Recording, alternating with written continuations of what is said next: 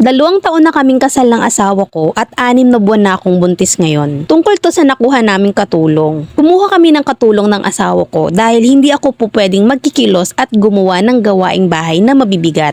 Ngayon yung nakuha naming katulong ay kapitbahay lang din ng magulang ko. Mahirap kasi na kumuha ng hindi mo kilala sa panahon ngayon. Bago pa lang siya magsimula, bumali na siya agad ng kalahati ng sasahurin niya sa isang buwan. Pumayag ako kasi kakilala naman siya ng magulang ko at gusto ko na rin na makasimula siya agad. Hanggang sa ngayong buwan na nga na to ay mag-iisang buwan na siya. Ngayon ang napansin ko sa kanya ay masyado siyang kampante. At ang kinakainis ko ay wala pang 1 linggo, pinapakita niya na sa akin na nakahiga siya sa sala. At halos hindi ko na rin talaga mahawakan yung remote ng TV namin. Wala rin siyang kusang gumawa or magtanong man lang. Ako kasi sinasabi ko sa kanya yung mga gagawin pero buong oras niya na puro pahinga lang. Kapag gagawa okay naman siya, kaso maghihintay pa siya na utusan siya, yung tipong kailangan niyang gawin. Pero hinihintay pa niya na sabihin ko. Hinayaan lang namin mag-asawa kasi isip namin baka bago pa lang. At ngayon nga ay laging nananakit yung tagiliran ng tiyan ko. At dahil doon ay bawal na rin akong mamalengke. So siya na rin yung pinagtoka ko sa pamimili. Nagbigay ako sa kanya ng 3,000 kasi walang barya. Pero yung sukli niya sa akin ay halos 50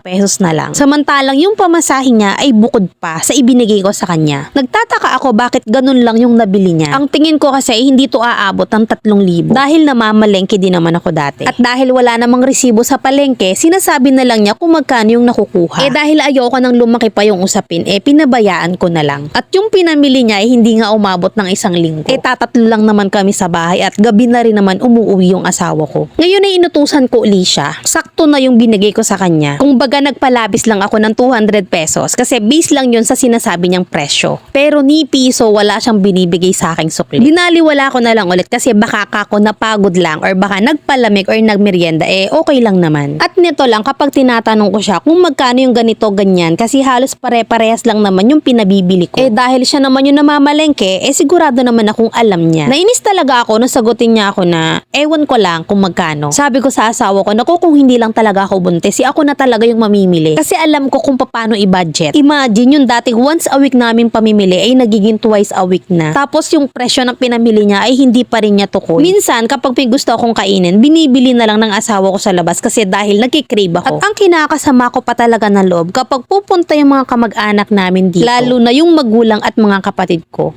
Tinatanong siya kung kumusta na. At wag daw akong pababayaan kasi nga ay buntis ako. Tapos ang palagi kong naririnig na sagot niya, ay opo wala namang problema sa akin. Ewan ko lang din po kay ate. At hindi lang 1 beses kong narinig. And then napansin din siya nung pinsan namin na kaibigan niya. Tatagal ka dito sabi ng mga pinsan ko sa kanya. At yun na naman yung sagot niya. Na walang problema sa kanya at depende na yun sa akin. Narinig ng asawa ko, nagtanong tuloy at nagtaka sa mga sinasagot ng kasambahay namin. Kung may problema daw ba ako dun sa kasambahay namin. Na para daw bang sa datingan ako pa daw yung dapat mag-adjust. Sabi ko hayaan na lang baka kako sa una lang yan. Kahapon napansin ko na naman na nakita ko na naman siyang natutulog sa sala. And this time ay nakataas na ang paa. Kung dati hinahayaan ko na lang hindi magsalita sa kanya dahil ayokong may stress. Dahil maselan ako. Sakto pa naman na masama yung gising ko. Di nagdabog ako kaya nagising siya. Sabi ko bakit hindi ka pa nagsasaing mag-aalas 6 na? And next time kapag matutulog ka doon ka sa kwarto mo. Hindi ko naman pinagbabawalan na matulog ka.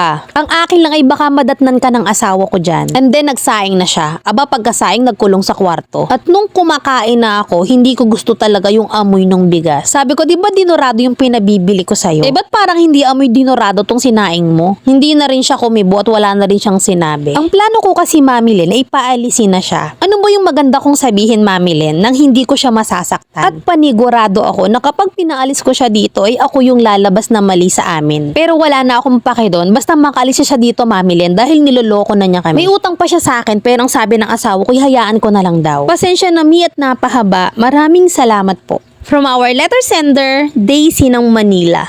Ay misa nabasa kong kwento mo ay kahit siguro hindi buntis ay mauutas talaga sa konsumisyon.